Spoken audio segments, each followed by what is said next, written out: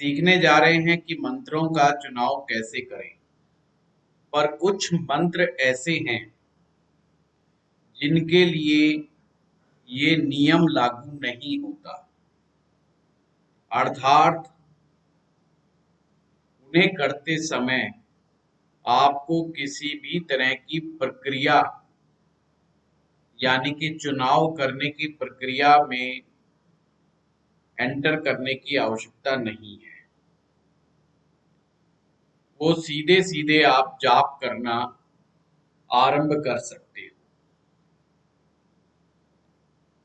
वो कौन कौन से मंत्र हैं? सर्वप्रथम 10 महाविद्याओं के मंत्र, समस्त वैदिक मंत्र, और उसमें भी खास करके नवग्रह वैदिक मंत्र, भगवान श्री कृष्ण का कोई भी मंत्र, गुरु के द्वारा दिया गया मंत्र, ये सभी मंत्र ऐसे मंत्र हैं जिनके लिए जो मैं आपको प्रक्रिया सिखा रहा हूँ उसमें जाने की कोई आवश्यकता नहीं है, क्योंकि मंत्र हमारे मित्र और शत्रु दोनों ही प्रकार का रोल अदा करते हैं। तो कौन सा मंत्र हमारे लिए मित्र होगा और कौन सा मंत्र हमारे लिए शत्रु हो सकता है, उसका सिलेक्शन करते हैं। तो मैंने वैसे तो बहुत सारे मंत्र ऐसे निकाल दिए हैं शास्त्र में जिन्हें इस प्रक्रिया की आवश्यकता नहीं। तो इस प्रक्रिया को हम स्क्रीन पर लेकर के आते हैं। इस प्रक्रिया का नाम है कुलाकुल चक्र। कुलाकुल चक्र का तात्पर्य है कि मंत्र, जो देवता का जो हम मंत्र करने जा रहे हैं, और साधक, ये क्या एक ही कुल के हैं? कुल का मतलब परिवार से है कि क्या एक ही फैमिली के हैं। अगर वो एक ही परिवार के हैं, एक ही फैमिली के हैं, तो मंत्र हमें नुकसान नहीं देगा। तो सबसे पहले तो आप इसका फोटो ले लीजिए।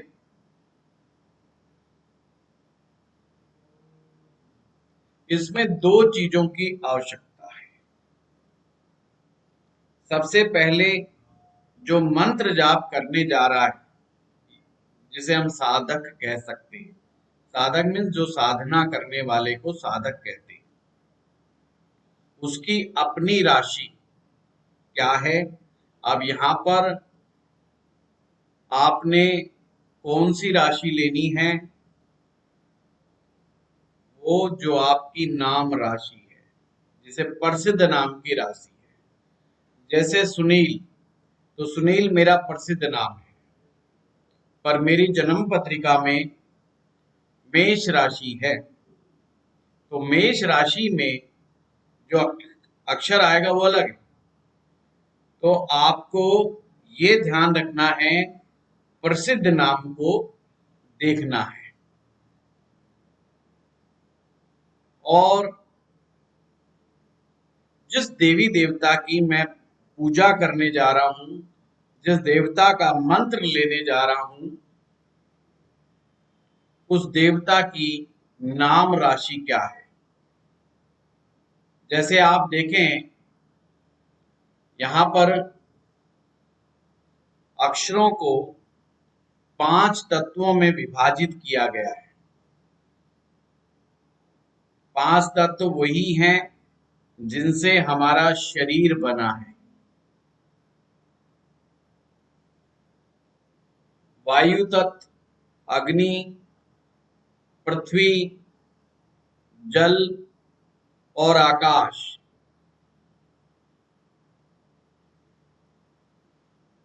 और हर तत्व के नीचे शब्द लिखे गए। जैसे वायु के नीचे ए, आ, ए, कै, चे, टे, ते, पे, य और श। इसी प्रकार से हर तत्व के नीचे दिया हुआ है। मैं अपना ही एग्जाम्पल ले रहा हूं। जैसे मेरा नाम सुनील है, प्रसिद्ध नाम सुनील है, तो मुझे देखना है मेरा नाम अक्षर स से आरंभ होता है, तो आप देखेंगे स जो अक्षर है वो जल तत्व के नीचे, सबसे नीचे के दिया हुआ है। स से सुनील सबसे नीचे जल तत्व की कैटेगरी में। अगर जिस देवता की मैं पूजा करने जा रहा हूं, अगर वो भी सेम तत्व का है, तो हम मानेंगे कि वो हमारे ही परिवार का देवता है। और अगर हम उस देवता की पूजा करेंगे तो हम बहुत जल्दी सिद्धि प्राप्त करेंगे, या उस देवता का विशेष आशीर्वाद हम पर रहेगा। मान लीजिए कि मुझे भगवान गणपति जी की साधना करनी है, भगवान गणेश जी का मंत्र लेना है। तो भगवान गणेश, तो गणेश जी की जो राशि है, अब यहां पर देखें कि जो गै नाम है वो किस तत्व के अंडर में आ रहा है। तो गै भूमि तत्व, जिसे हम पृथ्वी तत्व भी बोलते हैं, अर्थ एलिमेंट। वहां पे देखिए तीसरे नंबर पे ऊ, ऊ, ओ और ग। जो ग है ये गणपति जी का नाम का पहला अक्षर हो गया, और वो आ गया अर्थ एलिमेंट में। तो अब हमने देखना है ये अर्थ एलिमेंट और वाटर एलिमेंट, पृथ्वी तत्व और जल तत्व की क्या आपस में मित्रता है। तो इन दोनों में आपस में मित्रता है। तो हम उसके लिए और आगे बढ़ते हैं, इसकी भी फोटो खींच लीजिए। अब देखिए जो मित्र है उसमें जल तत्व और भूमि तत्व का जो वर्ग है, कैटेगरी है, उन दोनों का आपस में मित्रता निकल करके आती है। तो इसका तात्पर्य क्या हुआ कि मैं भगवान गणपति जी के मंत्र का जाप कर सकता हूं। अब इसमें जो लास्ट में आकाश तत्व दिया हुआ है, ये हर किसी का मित्र है। प्रत्येक तत्व के साथ इसकी मित्रता है। जैसे सपोज करो मैं सुनील नाम का व्यक्ति स अक्षर जो कि वाटर एलिमेंट में पढ़ता हूं, जल तत्व में पढ़ता हूं, आकाश तत्व में जितने भी अक्षर हैं, अगर देवता का नाम उनसे शुरू होता है, जैसे शिव, ये आकाश तत्व में है, तो मैं शिव मंत्र की, शिव जी का जो मंत्र है उसका जाप कर सकता है। जैसे हरे, हरे राम, राम राम हरे हरे, या राम हरे राम, हरे राम। केवल ये हरे राम भी मंत्र है, हरे कृष्ण भी मंत्र है। तो है जो शब्द है ये क्योंकि प्रत्येक कैटेगरी का मित्र है, तो चाहे आप किसी भी कैटेगरी में फॉल करते हो, आकाश तत्व में आने वाले देवता का मंत्र आप जप कर सकते हैं। ये आप दोनों का आपने फोटो खींच लिया है या नोट कर लिया है? जी सर, फोटो खींच लिया है, अब नोट हम नहीं कर इसके पाए। एग्जाम्पल लेकर के चलेंगे। सिंपल सी बात है, ये बहुत बहुत आसान टेक्निक है।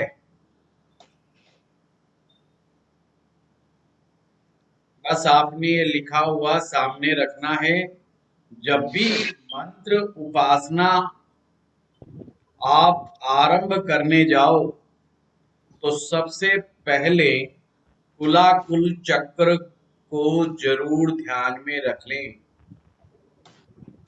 क्या देवता हमारे कुल से संबंधित है या नहीं है, या वो हमारा मित्र है या नहीं है। अब यहाँ पर भी एक बात शास्त्र में कह दी गई कि गुरु के द्वारा दिए गए मंत्र की बात अलग है।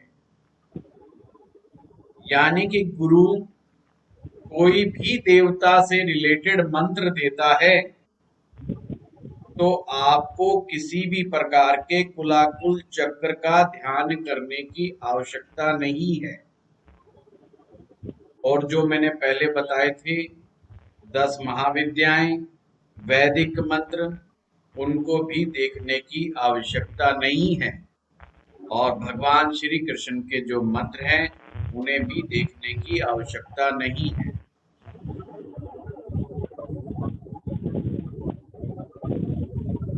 अब प्रश्न उठता है कि आपने कहा 9 ग्रह मंत्र, तो इसमें केवल वैदिक मंत्र ही मान्य है। पर मान लीजिए कि आपने बीज मंत्र लिए और आपने कहा कि मैं फला ग्रह का बीज मंत्र का जाप करने आरंभ करने जा रहा हूं। ऐसे में कुलाकुल चक्र को जरूर देखना है।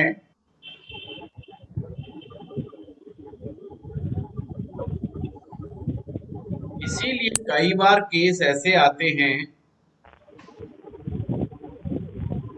कई बार लोग कहते हैं कि हम अपने आप ही पाठ कर लेंगे। सर डिस्टर्बेंस आ रही है।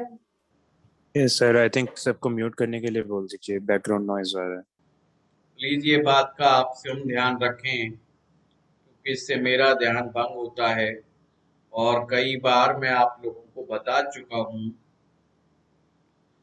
अनम्यूट रखने से आपको कोई दिव्य ज्ञान या विशेष ज्ञान की प्राप्ति नहीं होगी, कि जो औरों को नहीं हो पा रही है और आपको हो जाएगी।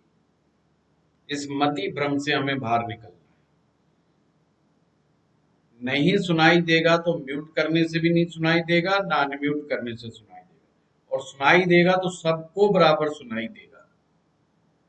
हाँ, इतना जरूर है कि आप अनम्यूट करके रखेंगे तो मेरा ध्यान जरूर भंग हो जाएगा। तो मैं जो एग्जाम्पल लेकर के चलूंगा, हो सके वो दिमाग से दाएं बाएं हो जाए, या जो मैं बोलने जाऊं वो चीज साइड में हो जाए, और क्या बात मैं समझाने जा रहा हूं वो भी बात इधर उधर हो जाए। अब जैसे अब हो गई, अब मुझे नहीं पता मैं किस बारे में चर्चा कर रहा था।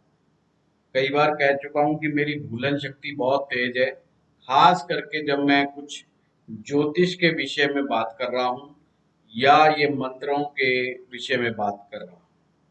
तो मैं सर कोई आप कह रहे थे कि लोग कहते हैं कि हम मंत्र जाप स्वयं कर लेंगे। हाँ ठीक है, चलो बहुत अच्छा बताया आपने, याद दिलाया कि कई लोगों का ये मानना होता है कि हम स्वयं मंत्र जाप करेंगे। यदि कोई दूसरा मंत्र जाप करेगा, पहली बार तो विश्वास नहीं कि दूसरा करेगा या नहीं करेगा, और दूसरा करेगा तो मुझे कैसे लाभ होगा। खैर, दूसरा करने से लाभ कैसे होगा, अब उस बात को तो बोलने का कोई लाभ नहीं होगा, क्योंकि जी न्यूज पर ये बात कई बार आ चुकी है। और अभी 3 दिन पहले मैंने एक बात सुनी थी, सुनी नहीं, देखी थी, सॉरी, जी न्यूज पर आ रही थी आज 3 दिन पहले का। कौन चौधरी है वो, एक चौधरी हैं जो प्राइम टाइम में वो करते हैं, दिमाग सुनील चौधरी। हाँ, सुधीर चौधरी। सुधीर चौधरी ने न्यूज दी कि अभी अभी हॉस्पिटल में एक ब्रेन ट्यूमर को निकाला गया, और न्यूरो सर्जन थे, दीपक नाम के न्यूरो सर्जन थे, और जिस लेडीज का जो ट्यूमर निकाला जा रहा था, तो उन्होंने कहा कि पूरे ऑपरेशन के दौरान आप हनुमान चालीसा पढ़ते रहेंगे। यानी कि वो उनसे बुलवा रहे थे हनुमान चालीसा का पाठ। ये तो एक मैं एग्जाम्पल बता रहा हूं कि मंत्रों में कितनी शक्ति होती है। और उन्होंने कहा सबसे ज्यादा फास्ट रिकवरी हुई है उस महिला की, और वो पूरे ऑपरेशन के दौरान हनुमान चालीसा का पाठ करती रही। और अगर कहीं रुकती थी तो डॉक्टर खुद उन्हें बोलता था कि आप आगे बोलिए। तो वो सर्जरी बहुत अच्छी गई, क्योंकि उस महिला का कनेक्शन हनुमान जी से था।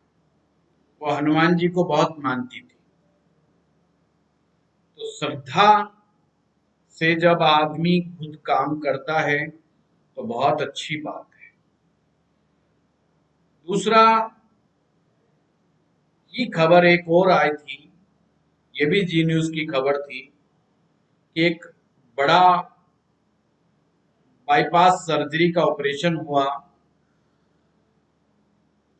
और बनारस के ब्राह्मणों के द्वारा महामृत्युंजय मंत्र का जाप किया गया, अनुष्ठान किया गया। अब देखिए, ऑपरेशन दिल्ली में हुआ एम्स में, और जाप हो रहा है बनारस में, कितनी दूर है।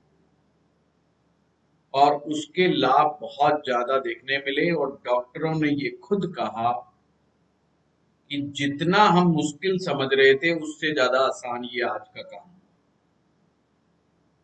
हमारे को चांस कम दिखाई दे रहे थे उसके एज फैक्टर को देखते हुए, और उसके जो बॉडी के अंदर अन्य भी रोग थे उनके कॉम्प्लिकेशंस को देखते हुए हमें काफी खतरा महसूस हो रहा था। परंतु इनके घर वालों ने कहा कि हमने महामृत्युंजय का जाप रखवाया है, तो उनका भी असर वहां तक पहुंचा। तो ऐसे ढेरों खबरें हैं। इवन एक बार बहन शिवानी जी, जो अवेकनिंग विद ब्रह्मा कुमारीज में, और उनको भी मैं मौका दूंगा उनकी जन्म पत्रिका पढ़ने का आप लोगों को, ताकि आपको समझ आए कि किस तरह से कोई व्यक्ति इस लेवल तक अचीव करता है। और मैं पर्सनली उनका बहुत ज्यादा प्रशंसक हूँ। उन महिला का जो कि मैं समझता हूँ कुछ 2-3 महिला हैं मेरे जीवन में जिनका मैं हृदय से प्रशंसक हूँ। अब वो बात अलग होती है, पत्नी भी एक गुरु का काम करती है, और पत्नी के आने के बाद गुरु की आवश्यकता कम हो जाती है और पत्नी सब कुछ सिखा देती है। पर उसके बावजूद इस बात से अलग हट करके भी मैं कुछ अन्य स्त्रियों का भी प्रशंसक हूँ, तो उसमें से बहन शिवानी जी एक है। उन्होंने भी ऐसा ही एक एग्जाम्पल बताया था कि मंत्रों का प्रभाव, दूर बैठा व्यक्ति भी जब जाप करता है, अनुष्ठान किया जाता है और विधि विधान से किया जाता है तो उसका लाभ मिलता है। महामृत्युंजय मंत्र भी इसी श्रेणी में आता है, क्योंकि ये लोक कल्याण का मंत्र है और शरीर को ठीक करने के लिए, व्याधियों को ठीक करने के लिए, रोगों से मुक्ति के लिए, इंसान के अंदर व्याधि को लेकर के जो व्याप्त भय होता है उसको समाप्त करने के लिए महामृत्युंजय मंत्र बहुत ज्यादा अच्छा कार्य करता है। ऐसे जो लोक कल्याण मंत्र हैं उनके लिए भी आपको कुलाकुल चक्र का ध्यान करने की आवश्यकता नहीं है। ये चीजें जाननी हमें बहुत जरूरी है। तो अगर आप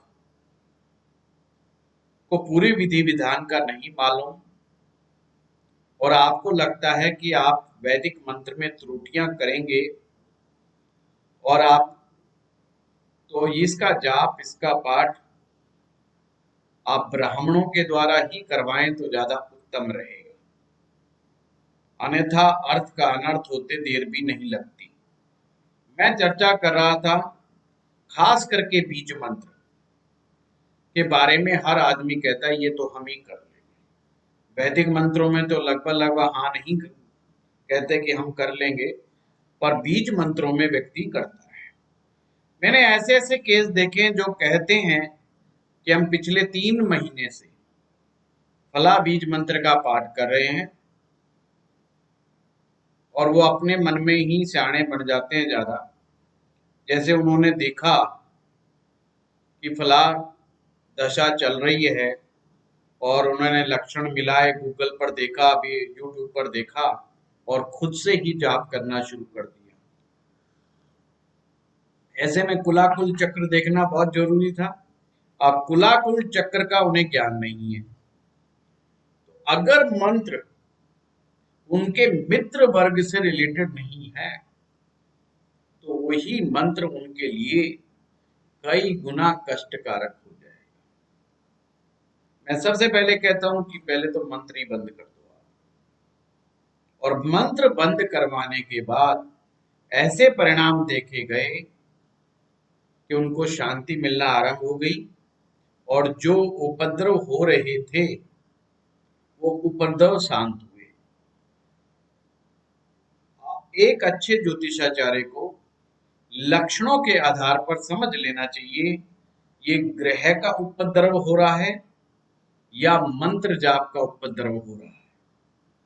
कभी कभी व्यक्ति उपाय करने में बहुत ज्यादा गलतियां कर रहा होता है, तो ज्योतिषाचार्य को उसी बात पर विशेष ध्यान देना चाहिए।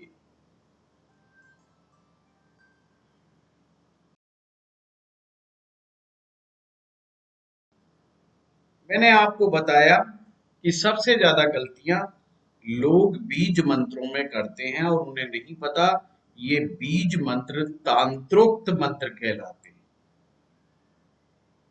जैसे ओम ब्राम ब्रीं ब्रौं से रावे नमः, ओम प्राम प्रीं प्रौं से शनिचराय नमः। ये शनि के विख्यात मंत्र है और सभी बीज मंत्रों को जानते हैं और गूगल यूट्यूब से निकाला और अपने ग्रह शांत करने चल जाए। एक खुशकिस्मती है कि अगर आपका वो मंत्र आपके लिए सुसाध्य मंत्र है, मित्र मंत्र है, तो फायदा हो जाता है। अन्यथा कई बार फायदे की जगह नुकसान ज्यादा हो जाता है। तो मंत्र को करते समय या तो विद्वान व्यक्ति से पूछें या उन मंत्रों का सहारा लें जिन्हें ये कुलाकुल चक्र देखने की आवश्यकता नहीं। तो आंख बंद करके आप वैदिक मंत्र का नाम ले सकते हैं। वैदिक मंत्र नुकसान नहीं करते किसी भी सूरत में। या उन देवताओं के मंत्र बताएं जो नुकसान नहीं देते। जैसे भगवान शिव का मंत्र पंचाक्षरी मंत्र है, नमः शिवाय, नमः शिवाय, ओम नमः शिवाय ना। ये भगवान शिव के, भोलेनाथ के जो हैं, आपको दिक्कत नहीं देंगे। पर नमः शिवाय में और ओम नमः शिवाय में बड़ा अंतर है। शिवाय नमः ये आकाश तत्व में आता है, ये इसका अलग वर्ग है। पर नमः तो आपको देखना पड़ेगा कि नए अक्षर जो है किस वर्ग में आ रहा है। तो आप बताइए किस वर्ग में आ रहा है।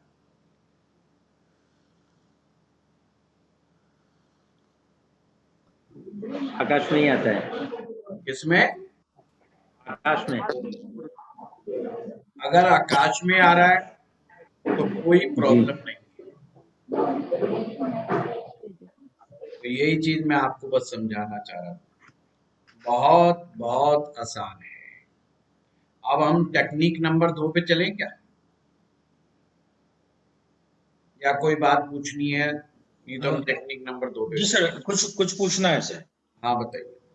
ये बीज मंत्र का जो कुलाकुल देखेंगे तो मंत्र का जो अक्षर है उससे देखेंगे या उस देवता ग्रह के? ओम को नहीं देखना। दूसरी बात, जैसे मंगल ग्रह, हाँ, तो मंगल ग्रह एक तरह से मंगल देवता की हम बात कर रहे हैं। जी। जब हम ग्रहों की उपासना करते हैं तो ग्रह को हम देवता मानते हैं। जैसे गुरु ग्रह है, हम बोलते ग्रह हैं, पर हम गुरु देवता, शुक्र देवता, उन्हें देवता के रूप मान करके उनका मंत्र जाप करते हैं। तो जैसे मंगल ग्रह की मैं बात कर रहा हूं, यानी मंगल देवता। तो अब मैं शब्द कहां पर आ रहा है, किस वर्ग में आ रहा है, वो आपने देखना है। और आपके नाम का अक्षर किस वर्ग में आ रहा है, ये आपने देखना है। और दोनों वर्गों में मित्रता है या नहीं। चलिए ये एग्जाम्पल लेते हैं। जैसे देखिए प्रताप, प्रताप कौन से वर्ग में आ रहा है, और मैं अक्षर किस वर्ग में आ रहा है। सभी लोग देखिए अपने अपने, ये वायु सर वर्ग प्लीज म्यूट करा दीजिए। म्यूट करें। प्रताप वायु वायु में सर, और आकाश में आ रहा है मां। एक मिनट। आकाश और वायु, तो आकाश तत्व की तो किसी से वो है ही नहीं, प्रॉब्लम ही नहीं है, जो है उनको सही कर रहे हैं और तो हम उसमें कर सकते हैं।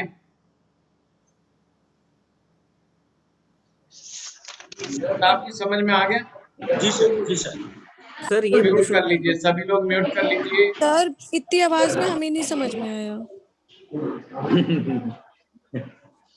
स्वाति जी बताओ क्या करूं? सर क्या करें? म्यूट करवा दीजिए कि सर। मैं क्या करूं, मैं तो 3 बार कह चुका। अब बच्चे होते 5वीं क्लास का, तो एक डंडा लेता, हरियाणवी स्टाइल में 2-4 लपेट देता। अब योगिता प्रताप जो जी का है, योगिता जी का जो इसमें आ रहा है, तो please please please Swati ji फ्लो अपना भी म्यूट करा करें। दो सर। हाँ जी ठीक है, धन्यवाद। कितनी शांति है। अब सभी सर, लोग जो शांति है, इस शांति की तरफ सब ध्यान करें। और धीमे धीमे देखिए कोई आवाज आ रही है, और ढूंढे उस आवाज को, कोई ना कोई आवाज जरूर है। नहीं आ रही, जल्दी सी आ रही है, यहीं पर ध्यान रखना। जैसे कोई आवाज आए बताना, आपकी यही ड्यूटी है। एक एक करके बोलेंगे, हैंड्स रेज करें, मैं सभी के प्रश्नों का जवाब दूंगा। सर इसी से रिलेटेड एक छोटा सा सवाल और था कि हाँ। जैसे कुछ भगवानों के पर्यायवाची शब्द हैं। जैसे मैं अगर बोलूं कि मैं भोले बाबा का करता हूं, सिर्फ प्रसिद्ध नाम को लेना है। तो भोले बाबा भी से प्रसिद्ध है, शिव भी प्रसिद्ध है। ये जगह जगह से देखा जाता है। अच्छा। गांव में भोले बाबा कहा जाएगा, हाँ। और जब आप शहरों में आएंगे, किसी भी शहर में, वहां पे शिव का नाम लिया जाएगा। अगर हम भगवान की बात करें तो भगवान तो हर एक के आगे लगा दिया जाएगा, तो भगवान की बात नहीं करनी। मेन नाम क्या है, उनका शास्त्रोक्त नाम क्या है, लौकिक नाम नहीं, शास्त्रोक्त नाम तो शिव है। अब उनके पर्यायवाची हैं।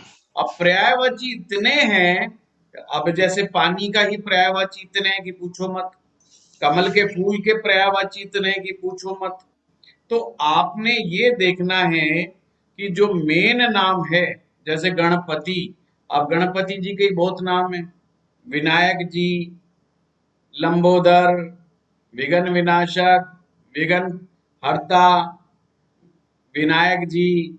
अब राजस्थान में जाएंगे तो वहां पर गणेश जी को विनायक जी बोलते हैं, मारो विनायक जी महाराज हैं, तो वहां महाराज लगा देते हैं।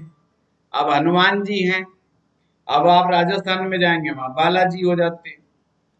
अब हनुमान जी जो हैं महाराज भी हो जाते हैं, हनुमान जी भगवान भी हो जाते हैं, हनुमान जी पिताजी भी हो जाते हैं कि हनुमान जी तो हमारे पिताजी हैं। अब पिताजी, राजस्थान में उन्हें पिता भी कहा गया है, कुछ परिवार उन्हें पिता कह के बोलते हैं। तो हमें देखना है कि नाम मेन क्या है। मेन नाम हनुमान जी है। अब हमें पर्यायवाचियों में जाएंगे तो बहुत बुरी तरह फंस जाएंगे, और हमें एक डिसीजन पर पहुंचना होता है। हम अगर डिसीजन पर पहुंचेंगे तो ज्यादा बेटर है। इसलिए उसका सबसे अच्छा तरीका क्या है? सबसे अच्छा तरीका है गुरु का आदेश, क्योंकि वहां पर गुरु अगर कोई मंत्र अपने तरीके से दे रहा है या कि जिस मंत्र को बता रहा है तो उसमें ये सारे नियम हट जाएंगे। सिंपल सी बात है, तो लगेगा ही नहीं। इसीलिए सबसे पहले कहा गया कि गुरु बनाइए, और गुरु बनाएंगे तो समस्या नहीं आएगी। साथ में एक काम और भी किया जा सकता है। वो क्या काम किया जा सकता है आप लोग अपनी कुंडली में भी देख सकते हैं। क्या देखा जा सकता है कि आपको मंत्र साधनाएं फलित भी होंगी कि नहीं होंगी। ये भी अपने आप में बात है। बहुत सारे लोग लगे रहते हैं कि उनको मंत्र साधनाएं नहीं फलित होती, मतलब उनको रिजल्ट नहीं आते, रियलाइज नहीं हो पाता। तो बहुत सारे साधन हैं, तो इसमें आप इस बात को भी पहले देख लें कि मंत्र का मार्ग आपके लिए विशेष लाभकारी है या नहीं। नहीं तो ज्यादा बेटर है, जैसे हनुमान जी के लिए हनुमान चालीसा का पाठ करें, दुर्गा जी के लिए दुर्गा चालीसा का पाठ करें। ये जो चालीसाएं होती हैं इन्हें भी कुलाकुल चक्र को देखने की आवश्यकता नहीं है। या सहस्त्र नाम जो होते हैं, जैसे विष्णु सहस्त्र नाम, गोपाल सहस्त्र नाम, इनके लिए भी कुलाकुल चक्र देखने की आवश्यकता नहीं है। तो अगर आपको लगता है कि सामने वाला जो बंदा है जो पूछ रहा है बात को, आप उन्हें चालीसा बताइए या सहस्त्र नाम बताइए, तो इससे भी लाभ होगा। आप अगर अपने लिए करना चाहते हैं तो अपनी कुंडली में देखिए क्या मंत्र से मुझे लाभ होगा जीवन में, तो फिर आप इन सभी प्रोसेस से गुजरिए। फिर आप पहला स्टेप गुरु बनाएं, और गुरु बनाने के बाद अपने गुरु से सलाह मशुरा करें कि क्या मुझे ये मंत्र करना चाहिए कि नहीं करना चाहिए, फलाने देवता की साधना करनी चाहिए कि नहीं करनी चाहिए। अगर वो कहते नहीं चक्रों में मत पड़ो तो मत पड़ो, वो कहते नहीं करनी चाहिए तो आप कीजिए। और आपको फिर वो लगता है कि गुरुजी खुद देंगे तो फिर चक्रों में पड़ने की जरूरत ही नहीं। फिर आपको सीधा जो मंत्रों के संस्कार थे उस मंत्र के संस्कार जरूर करने हैं और मंत्र जाप आरंभ कर देना, कुछ चीजों का ध्यान रखते हुए। फिर आपको ये सब चक्रों में पड़ने की जरूरत नहीं। योग बताऊं क्या, कौन कौन से योग ऐसे होते हैं कि जिसमें साधना में सफलता मिलती है? जी चलिए, जगदीश जी कह रहे हैं, यस तो सर। जगदीश जी आपकी बात तो माननी पड़ेगी। सर ये भी बताइएगा कि गुरु कैसे बनाए और किसे बनाए, कहाँ मिलेंगे ऐसे वाले गुरु। अब हनुमान जी का तो पता है, जब कुछ नहीं होता तो चलो हनुमान जी को गुरु बना ले, वरना किससे ले मंत्र। गुरु बनाने के कई सामने ही तरीके तो बैठे हैं। हैं जी। स्वाति जी को कह रहा हूँ, माँ सामने ही तो साक्षात बैठे हैं। वही तो मैं सर के मुंह से सुन लूंगी ना, तो वही तो मैं चाह रही हूँ। देखिए, कई तरीके। सबसे पहले तो आप अपनी कुंडली में चेक करें कि गुरु मिलेंगे कैसे, वो बहुत इंपॉर्टेंट है। और फिर उसी तरह के गुरु को ढूंढना आरंभ करें। गुरु जब मिलते हैं तो एक अंतर मन के अंदर चेतना जागृत होती है। फिर गुरु से चाहे झगड़ा ही क्यों ना हो जाए, पर आपका मन गुरु की तरफ खींच खींच करके बार बार लेकर के जाएगा। जैसे रामकृष्ण परमहंस की जो कहानी है, उस पुस्तक को आप पढ़िएगा तो आपको समझ में आएगा कि ठाकुर जी यानी रामकृष्ण जी अपने शिष्य को डांटते हैं, धमकाते हैं, इवन भगा देते हैं, तो भी वो पढ़ा लिखा नवयुवक बार बार उनके स्थान पर जाता है, उनसे प्रश्न करता है और फिर क्या होता है ये बताने की मुझे आवश्यकता नहीं। कहीं ना कहीं मन का मेल। दूसरा है, एक आत्मा के अंदर से आवाज जागृत होती है कि हाँ, ये वो व्यक्ति है, वो शख्स है जिनसे मैं कुछ पा सकता हूँ, या ये शख्स ऐसा है जिनके पास सामर्थ्य है कि मुझे इस तरह की विद्याओं में पारंगत कर सकता है या इस मार्ग पर मुझे आगे बढ़ा सकता है। नहीं तो आपका कुंडली का मार्ग तो है ही। आप अपनी जन्म पत्रिका में उठाएं और अपने नवम भाव को देखें। नवम भाव का स्वामी ग्रह कौन सा है, कहाँ पर बैठा है, उसकी प्रकृति क्या है, क्या नहीं है, उसका पूर्ण विश्लेषण करें।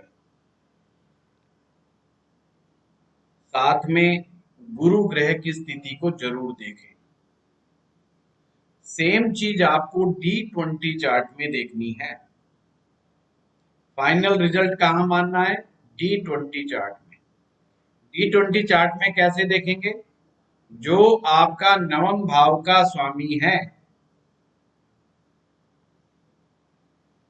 उस ग्रह को देखें D20 चार्ट में उसके क्या हालात हैं, किस ग्रह के साथ वो बैठा हुआ है, किसके साथ नहीं बैठा हुआ है।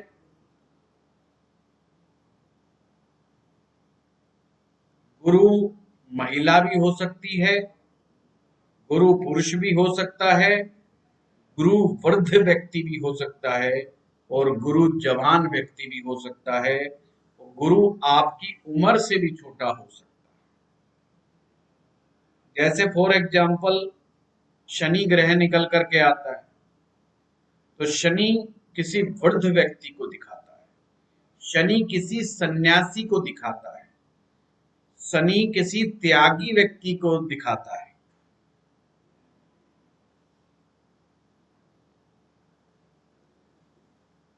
शनि किसी तपस्वी व्यक्ति को दिखाता है।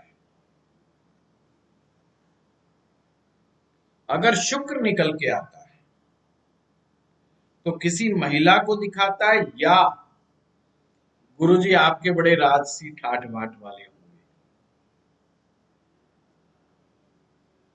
पूर्ण ऐश्वर्य युक्त हैं। फिर जैसे ओशो थे, या आजकल के सदगुरु हैं, या रवि शंकर जी हैं, इनके पास धन की कोई कमी नहीं है, इनके पास ऐश्वर्य की कोई कमी नहीं है। सेलिब्रिटी टाइप है, ब्रांडेड गुरु। अगर सर यहाँ पे शुक्र नीच का हो जाए तो वो नेगेटिव इफेक्ट दिखाएगा? अगर शुक्र नीच का है तो मैं तो ये कहूंगा फिर उन्हें त्याग दें। फिर जो आप सर्वोत्तम बलि ग्रह है, यानी D20 चार्ट में जो सर्वोत्तम बलि ग्रह है, उसके पीछे लग जाएं। अच्छा। अगर सूर्य है, सूर्य भी बहुत उच्च कोटि का बोलने वाला होगा, बड़ा प्रभावशाली बोलने वाला होगा। कैसा होगा? ना वो जवान होगा ना बूढ़ा होगा, ना वो जवान होगा ना बूढ़ा होगा, पर उसमें एक तेज होगा, तेजस्वी, ओजस्वी। उसके चेहरे पर एक ओज, एक तेज होगा।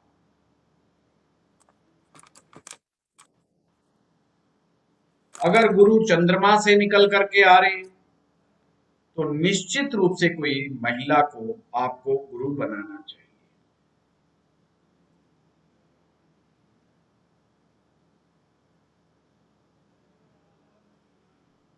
अगर गुरु आपके गुरु ग्रह से निकल करके आ रहे हैं तो निश्चित रूप से वो कोई अध्यापक, कोई टीचर, कोई संस्कृत बोलने वाले, संस्कृत सिखाने वाले, वेद का अध्ययन करने वाले, ज्योतिष का अध्ययन करने वाले, या साकार ब्रह्म की उपासना करने वाले गुरु होने चाहिए। अब उनकी उम्र क्या होनी चाहिए? उनकी उम्र कोई भी हो सकती है।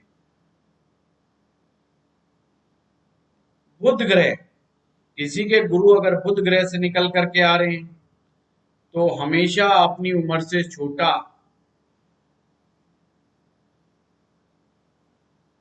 इसमें पुरुष भी हो सकता है, इसमें स्त्री भी हो सकती है, पर अपनी उम्र से छोटा। राहु केतु से गुरु नहीं निकल करके आता। मंगल अगर हो जो अस्त्र शस्त्र की विद्या में भी प्रवीण हो और धर्म ग्रंथों को भी मानता हो और ओजस्वी भाषण देने वाला, शरीर सौष्ठव मजबूत वाला व्यक्ति आपका गुरु होना चाहिए। सूर्य से आने वाला, मंगल से आने वाला और गुरु से आने वाला, ग्रह से आने वाला निश्चित रूप से पुरुष ही होने चाहिए।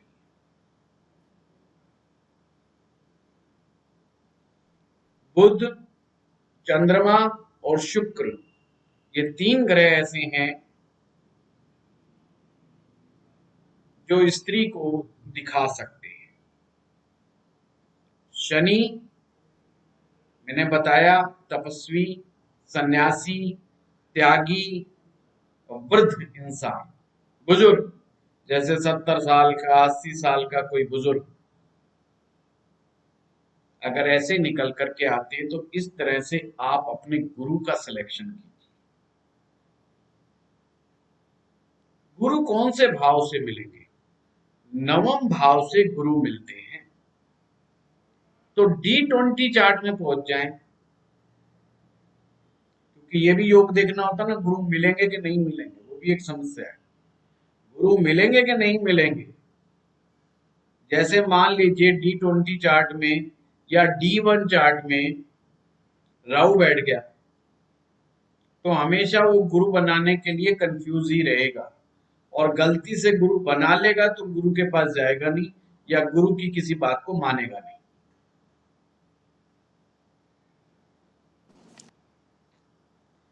हमेशा उसकी तलाश जारी रहेगी। फिर भी फाइनल रिजल्ट किसका मानना है? D20 चार्ट के नवम भाव में कौन सा ग्रह बैठा है। अगर कोई ग्रह नहीं बैठा है तो उसका नवम भाव का अधिपति कहां पर बैठा हुआ है, यानी बलाबल है या नहीं उसमें। तो ये बताता है कि अगर उसमें बलवान है वो ग्रह, तो आपका जो गुरु होगा वो बली होगा, यानी सामर्थ्यवान होगा। सर केतु अगर हो तो नवम मैंने भाव कहा में? राहु केतु गुरु नहीं देते, ठीक है सर। और राहु केतु होंगे भी तो कहीं ना कहीं प्रॉब्लम ही पैदा करेंगे।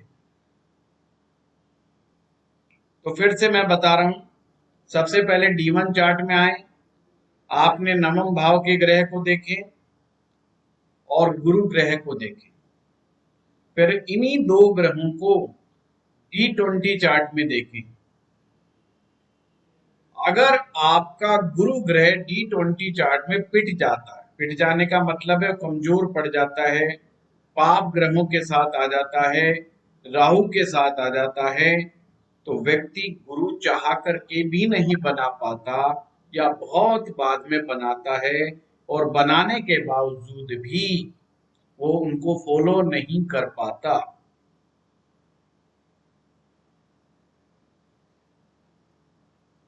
इससे पता चलता है कि गुरु बनाओगे कि नहीं बनाओगे। और नवम भाव से आप गुरु की शारीरिक मानसिक स्थितियों को देखें। गुरु दीक्षा कब मिलेगी? गुरु दीक्षा का उत्तम योग कब होगा?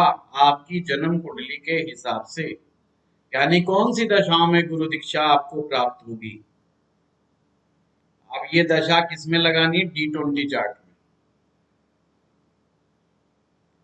D20 चार्ट के तीसरे भाव के स्वामी, फिर से बोल रहा हूं, D20 चार्ट के तीसरे भाव के स्वामी की दशा या तीसरे भाव में बैठे हुए ग्रह की दशा, या तीसरे भाव को दृष्टि देने वाले ग्रह की दशा, महादशा या अंतरदशा, महादशा या अंतरदशा में गुरु दीक्षा मिलने का योग होता है। तो स्टेप पहला क्या है, ये पहचाने कि गुरु मिलेंगे कि नहीं मिलेंगे। सेकंड स्टेप, गुरु कैसे मिलेंगे।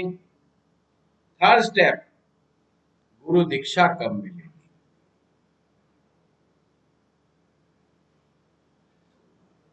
कभी कभी गुरु भी मिल जाता है पर गुरु से गुरु दीक्षा नहीं मिलती। गुरु तो नवम भाव का सब्जेक्ट है, गुरु दीक्षा तीसरे भाव का सब्जेक्ट है। और गुरु प्राप्त होने के बाद अगर आपके मन में ऐसी जिज्ञासा जागती है, आपके मन में आता है कि मुझे फला व्यक्ति से फलाने को गुरु बनाना चाहिए, तो उनसे नरम निवेदन करके, विनम्र निवेदन करके उनसे आग्रह करें कि वो गुरु दीक्षा दें।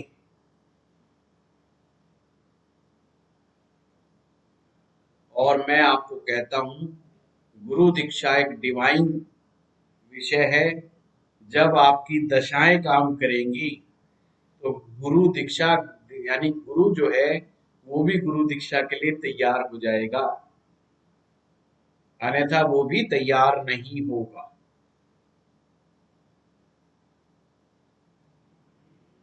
हाँ, भीड़ में दीक्षा ना लें। जैसे कहते हैं ना, आते जाओ लेते जाओ, आते जाओ लेते जाओ, उससे कोई लाभ नहीं होता। क्योंकि गुरु दीक्षा गुरु और शिष्य के बीच का संबंध है। गुरु शिष्य को जाने, शिष्य गुरु को जाने।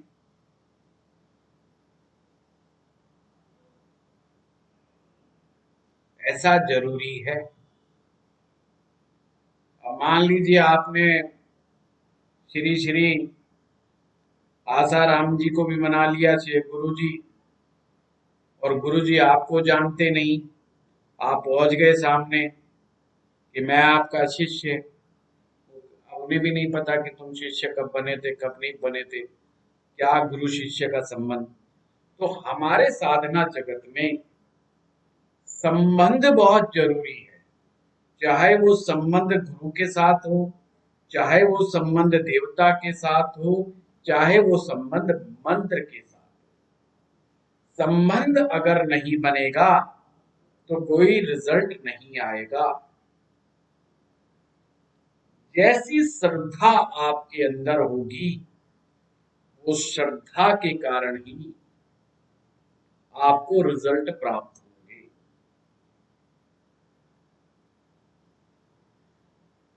अब कैसे बनाते हैं वो गुरु जी ही बताएंगे, क्योंकि हर गुरु अलग अलग तरह से दीक्षा देते हैं। तो सबकी अपनी परंपरा है, सबके अपने मंत्र हैं। इस विषय में मैं कुछ नहीं बता सकता। मैं तो ज्योतिषीय दृष्टिकोण से बता सकता हूं कि ज्योतिषीय दृष्टिकोण से आप अपनी ही कुंडली में देखें और फिर सेलेक्ट करें। कहीं पर दुविधा नजर आती है तो मेरी मदद लें कि गुरुजी मेरे D20 चार्ट में ये दिखाई दे रहा है, तो इसका तात्पर्य क्या है, मैं आपको बता सकता हूँ।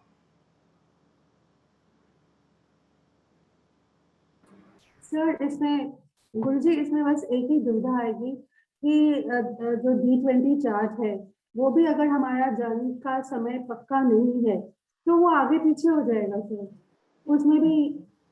देखिए, जो भी है, जो भी निकल कर के आ रहा है, अब तो हमें उसी के अनुसार चलना पड़ेगा। नहीं गुरुजी, मैं ये पूछना चाहती हूँ, जैसे हम D60 या D10 को मैच कर लेते हैं, कोई दिक्कत नहीं, आपके लिए मैं बता देता हूँ, बड़ा आसान है।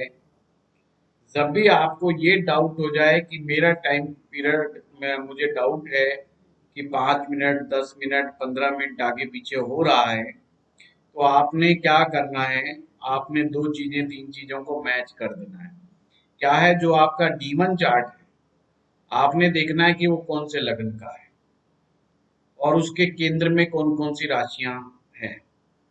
D10 चार्ट को उठाइए, D10 चार्ट का लगन वही होना चाहिए जो D1 का केंद्र है। सेम D60 चार्ट को भी बराबर कर लीजिए और उसके बाद जो भी D20 चार्ट निकल करके आएगा उसी को मान लीजिए। ये ध्यान रखिए, अगर गुरु ग्रह आपका जितना सक्षम होगा D20 चार्ट में, D9 चार्ट में गुरु जितने सक्षम होंगे उतने ही गुरु जल्दी प्राप्त होंगे। जैसे मेरे साथ हुआ कि मैं मात्र 19 साल की उम्र में मुझे गुरु दीक्षा प्राप्त हुई और अब मैं देखता हूं कि मेरे नवमांश कुंडली में गुरु 10वें भाव में और D20 चार्ट में भी गुरु बहुत अच्छी स्थिति में, और ये उस तरह से हुआ कि जब मुझे मालूम भी नहीं था कि गुरु दीक्षा होती क्या है। यह उस स्थिति में हुआ।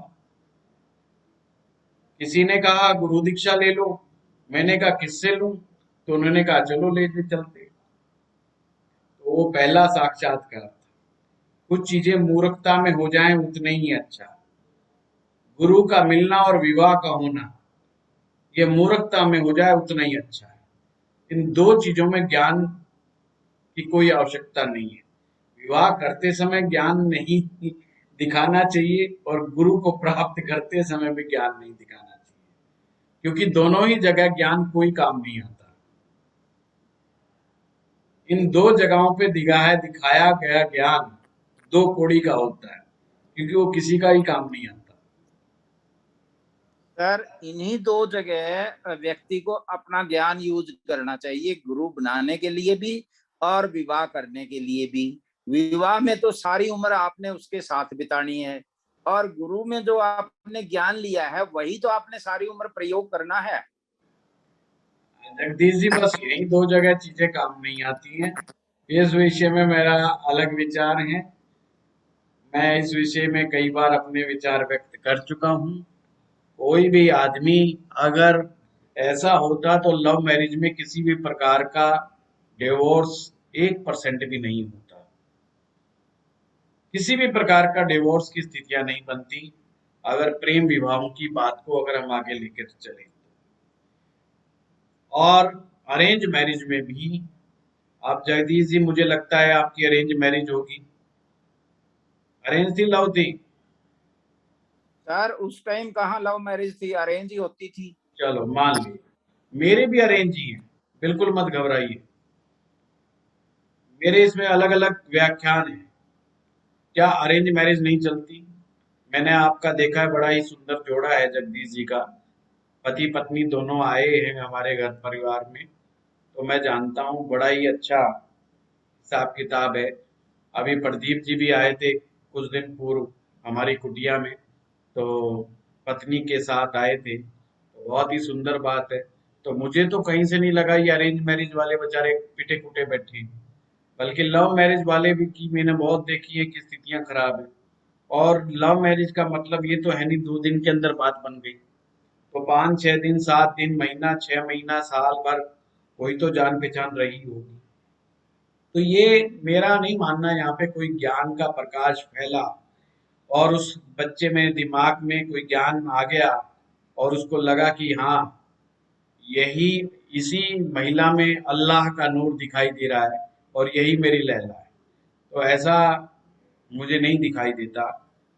तो और सेम वो हमारे यहाँ एक कहावत है,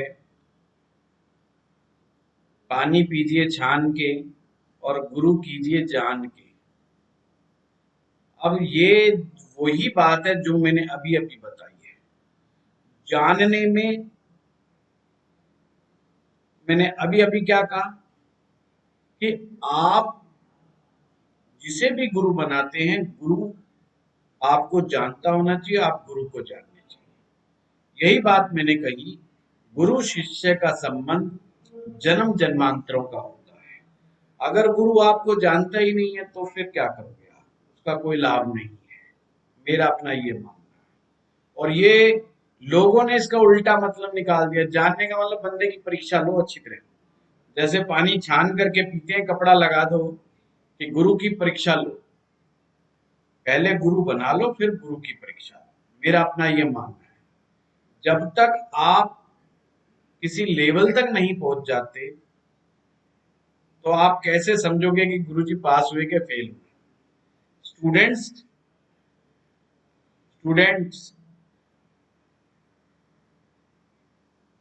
की कॉपी वही चेक करता है जो उस विषय का ज्ञाता होता है। जो एग्जामिनर होता है वो वही होता है जो सब्जेक्ट का ज्ञाता होता है। नहीं तो स्टूडेंट्स की कॉपी स्टूडेंट ही जो है चेक कर ले। रमेश प्रकट तो नहीं हो रहे पर अपनी प्रश्नों की बौछार करे जा रहे हैं लगातार। अगर सर शिष्य में इतनी अकल हो कि गुरु केस को बनाना है तो फिर उसे गुरु की आवश्यकता ही क्या है? सिर्फ बनाना है ये महत्वपूर्ण है। हाँ बिल्कुल, इसे बनाना है ये महत्वपूर्ण नहीं है। सही बात है। बिल्कुल ये समझ लीजिए, जितना भी तंत्र शास्त्र है एक ही बात के ऊपर डिपेंड करता है, पहले मानो फिर जानो। ये उल्टा चलता है, पहले मान लो और फिर जान लो। और लॉ ऑफ अट्रैक्शन भी यही है कि पहले मान लो कि ऐसा होगा, कि मान लो कि तुम अमीर बनोगे। अब कैसे बनोगे ये बात का विषय है। बिल्कुल सही बात। सेम तंत्र में ये मतलब स्पष्ट रूप से है कि मान लो फिर जान। हमारे गुरुजी भी कहा करते थे कि जानना जरूरी नहीं है, मानना जरूरी है। अगर मान लोगे तो फिर जान भी लोगे, मानोगे ही नहीं तो जानोगे कैसे? जैसे हमारे मैथमेटिक्स में कहा जाता है कि कोई भी सवाल हल करना हो तो उसकी एक संख्या मान लो। तो हम कहते हैं ना, माना की संख्या 100, और फिर उसका सारा सॉल्यूशन निकल के आ जाता है। और अगर ना माने हम कोई, और जब हम आगे क्लास में पढ़ते हैं तो मान लेते हैं कि माना संख्या x, फिर उसका सॉल्यूशन भी निकल आता है। देखिए, हर तरह के न्यूमेरिक नंबर डालने के बावजूद उसका सॉल्यूशन निकल जाता है, माना की संख्या 100 करते ही। ठीक है, चलिए, हमारी चर्चा चल रही थी कि आप अपनी कुंडली में देखें कि क्या आपकी कुंडली में साधना का योग भी है या नहीं। अब बहुत सिंपल है, ये मंत्र साधना 5वें भाव का विषय है।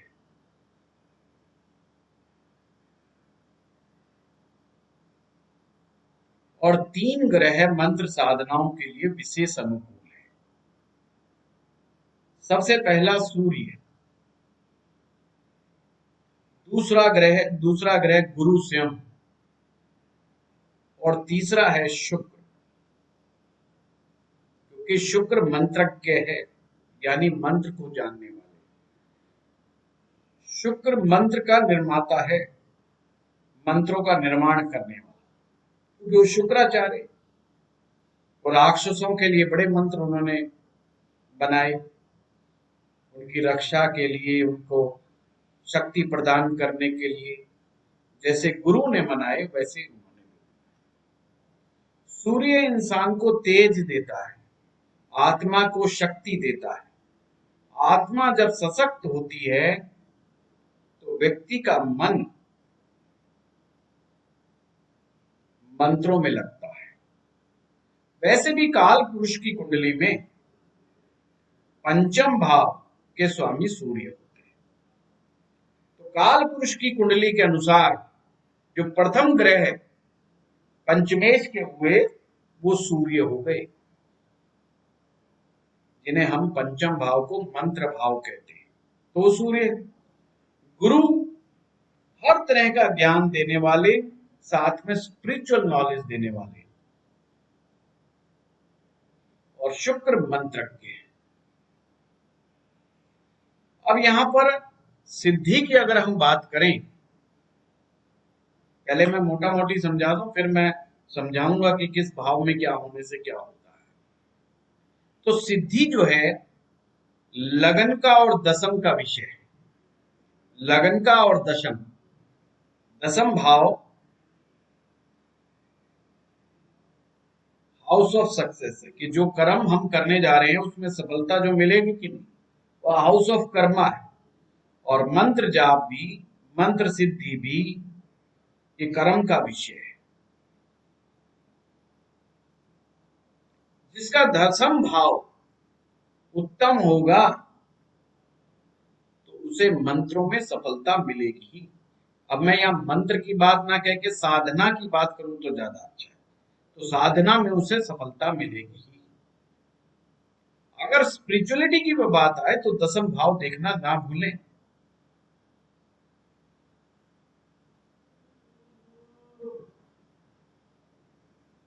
जैसे लगन और दशम का संबंध बन जाए आपस में, लगन दशम का संबंध बन जाए या एक्सचेंज हो जाए,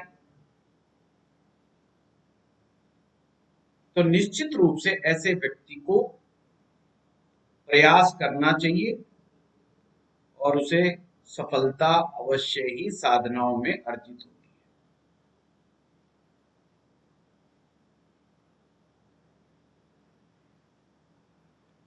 तंत्र साधना के लिए अष्टम भाव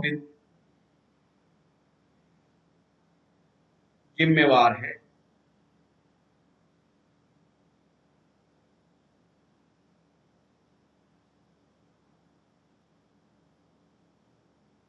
और राहु तंत्र का सबसे बड़ा ग्रह माना जाता है।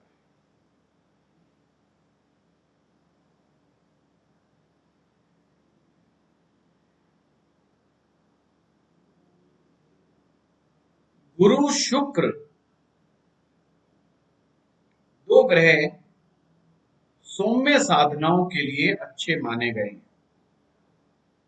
गुरु और शुक्र सौम्य साधनाओं के लिए अच्छे माने गए हैं।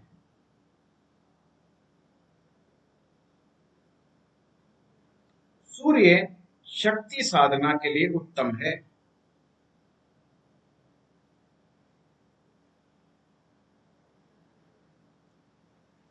नीच राशि का चंद्रमा या उच्च राशि का चंद्रमा, दोनों स्थितियां, नीच राशि का चंद्रमा या उच्च राशि का चंद्रमा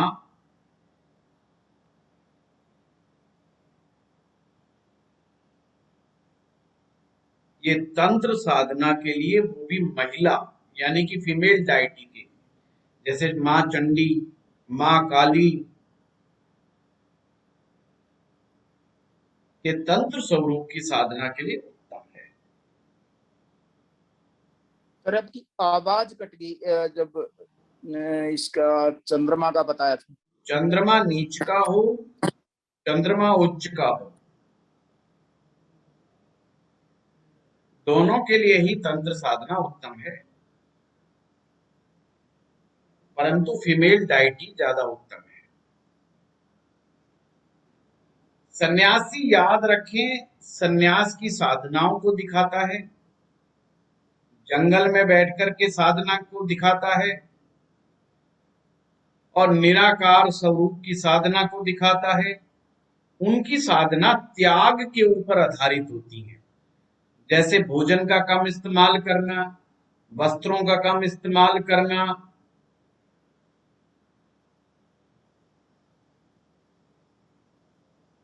मंगल ग्रह शिव साधना को दिखाता है। जिसका भी मंगल नवम भाव में बैठे या मंगल बली हो, नवम भाव में अगर मंगल बैठे या नवमेश के साथ मंगल बैठे तो निश्चित रूप से उसे शिव साधना करनी चाहिए।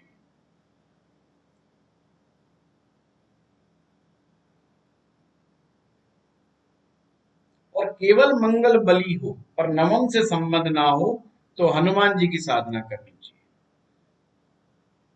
और निश्चित रूप से जिसका मंगल कमजोर हो उसे हनुमान जी की साधना नहीं करनी चाहिए। मान लीजिए कोई व्यक्ति आता है, देखते हैं कि उसका मंगल कमजोर है, तो उसे हनुमान जी की साधना का कोई मंत्र ना दें गलती से भी। हाँ, हनुमान चालीसा कोई भी कर सकता है, हनुमान जी को नमन कोई भी कर सकता है। तो हमने क्या समझा? अष्टम भाव और राहु तंत्र है, नीच का चंद्रमा, उच्च का चंद्रमा तंत्र है।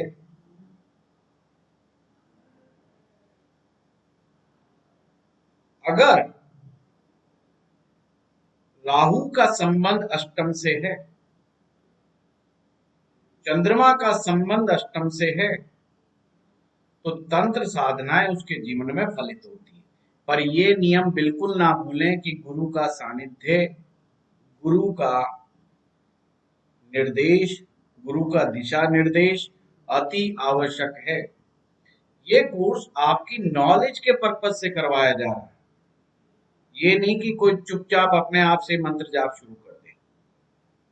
मुझे बिना बताए कोई भी आप साधना में ना जाएं, और जाएं तो उन साधनाओं में जाएं जिनको मैंने बताया है कि इनमें कोई दोष नहीं है। जैसे वैदिक मंत्र, कोई भी वैदिक मंत्र का पाठ कर सकते हो,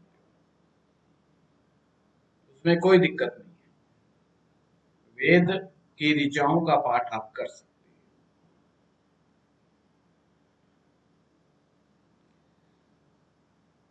पंचम भाव का स्वामी यदि लगन से संबंध रखता है, पंचम भाव का स्वामी यदि अष्टम भाव से संबंध रखता है,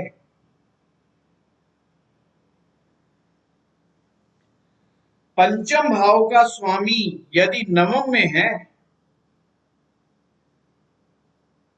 पंचम भाव का स्वामी यदि तीसरे भाव में है, यदि पंचम भाव का स्वामी सौग्रही है या उच्च का है,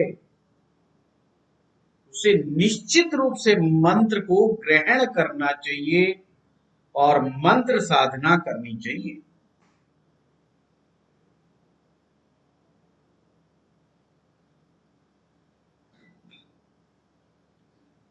कैसे मंत्र को लेना चाहिए? तो देखना है कि पंचमेश के साथ कौन सा ग्रह बैठा है। तो जैसे मैंने बताया कि अगर मंगल बैठे और मंगल में बलाबल है तो हनुमान जी के साथ मंत्र भी कर सकता है, भगवान शिव का मंत्र भी ले सकता है।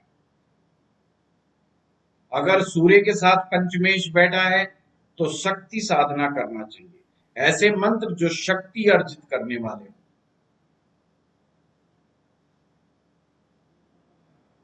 ऊर्जा पैदा करने वाले।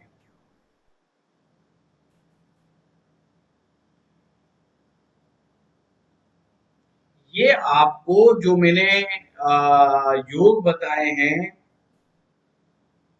ये मंत्र में सफलताओं की योग है। और एक बहुत ही प्यारा योग जिसका जिक्र हमारे गुरुजी बार बार करते थे, यदि लग्नेश के ऊपर गुरु दृष्टि दे, ये बहुत इंपॉर्टेंट है और मैंने पाया है कि बहुत निश्चित रूप से परिणाम अच्छे प्राप्त होते हैं। लग्नेश पर गुरु दृष्टि दे, लग्नेश बोला है, लगन नहीं, ये ध्यान रखना। यदि लग्नेश को गुरु दृष्टि दे तो मंत्र ऐसे व्यक्ति के हाथों में खेलते हैं। इसका मतलब ये है, ये उपमा है। खेलने का तात्पर्य है कि ऐसा व्यक्ति मंत्र में जैसे ही साधना में प्रविष्ट होता है, उसको तुरंत लाभ मिलता है और उसे मंत्रों का ज्ञान बहुत जल्दी प्राप्त होता है। यदि मंत्र आपको स्वप्न में प्राप्त हो जाए, कोई सपने में कोई आपके गुरु, कोई आपके पितृ देवता, कोई आपके इष्ट देवता कोई भी मंत्र दे दे, तो उसमें भी आपको तनिक भी देरी नहीं करनी चाहिए, अपितु उस मंत्र का पाठ करना चाहिए।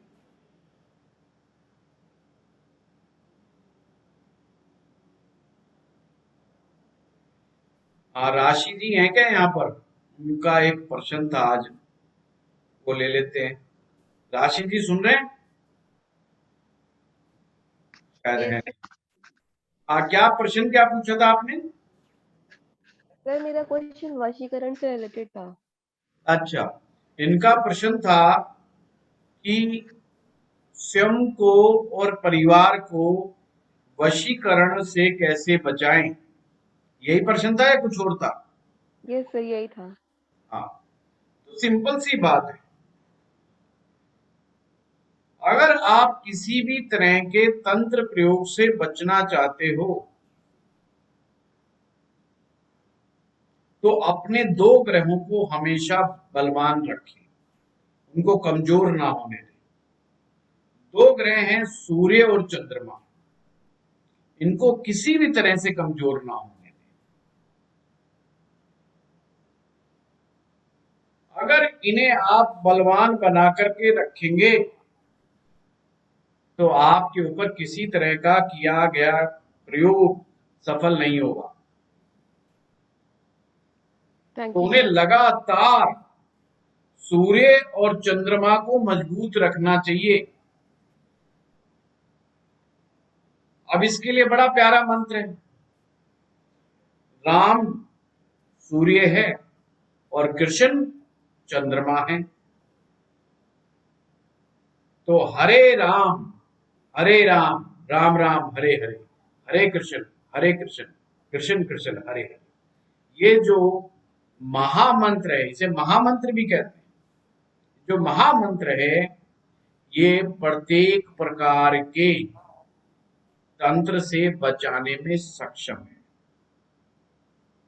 इसमें सूर्य और चंद्रमा दोनों का प्रभाव है। इसमें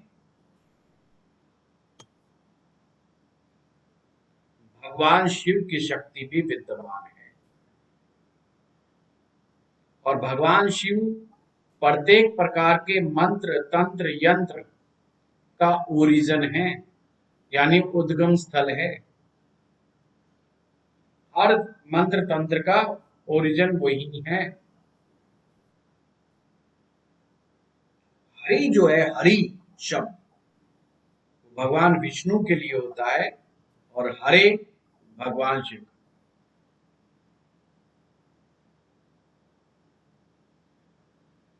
दूसरा है गायत्री मंत्र। गायत्री मंत्र जपते जाइए।